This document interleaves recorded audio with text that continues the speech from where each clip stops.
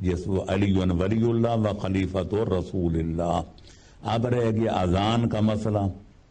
4 صدی میں یہ ہمارے جب بنی دیلم کی حکومت ایران میں قائم ہوئی، یہ بہت سارے میرے عزیزوں کو یہ بات ناگوار گزرے گی، لیکن میں کتابوں میں لکھ چکا ہوں. کوئی اختلاف کرتا ہے تو میرا چیلنج ہے کوئی ثابت کرے کہ نبی سے لے کر 12ویں سرکار کی غیبت کبریٰ تک کسی 4 معصومین میں سے کسی نے اذان میں پڑھو. لہذا 4 صدی میں جب کہ امام زمانہ کی غیبت کبریٰ کا دور تھا، وہ غیب ہو چکے تھے. بنی دیلم کی جب بنی آل بویہ کی حکومت ایران میں قائم ہوئی تو یہ بنی عباس اور بنی امیہ کے افعال کا رد عمل تھا کہ وہ مولا کو برا بھلا کہتے تھے. ہم نے کہا کہ جہاں پیغمبر کا نام لیں گے مولا علی کا ساتھ لیں گے.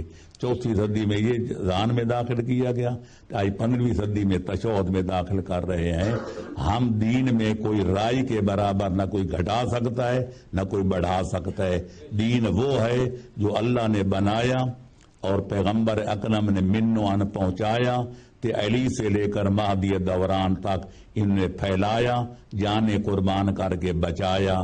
جب اللہ اور رسول اس میں اپنا نبی اور امام تغیر اور تبدل نہیں کر سکتے، ہم کون ہوتے اپنی مرضی سے گھٹانے والے یا بڑھانے والے؟